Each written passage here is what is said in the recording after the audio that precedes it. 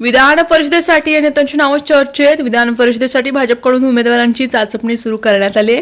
नव्या चेहऱ्यांना संधी देण्याची रणनीती मुख्यमंत्री देवेंद्र फडणवीस यांची असून रणजितसिंह मोहिते पाटील यांना पुन्हा संधी मिळणार नसल्याची भाजपच्या अंतर्गत वर्तुळामध्ये चर्चा आहे. त्यामुळे उमेदवारीपासून मोहिते पाटील यांचा पत्ता हा कट झाल्याचं बोललं जाते. विधान परिषद निवडणुकीमध्ये भाजपचे 5 उमेदवार सहज विजयी होऊ शकतात. त्यामुळे विधान परिषदेतून नुकतेच निवृत्त झालेले भाजपचे सदस्य रणजितसिंह मोहिते पाटील, दादाराव केछे यांना पुन्हा उमेदवारी मिळणार नसल्याचे संकेत पक्षामधून दिले जात आहेत. निवृत्त झालेल्या सदस्यांपैकी संदीप जोशी यांनी आपली निवडणूक लढणार नसल्याची घोषणा यापूर्वीच केली. नवीन चेहऱ्यांना संधी असं धोरण पक्षाकडून ठरवलं जात असताना मात्र संभाजीनगरचे संजय केनेकर यांच्यावर मात्र पुन्हा विश्वास व्यक्त केला जाण्याची शक्यता आहे. त्यामुळे पक्षाकडून पुन्हा उमेदवारी मिळेल असं चित्र आहे. दरम्यान एक महिला नेत्याला देखील विधान परिषदेवरती पक्षाकडून संधी मिळणार आहे.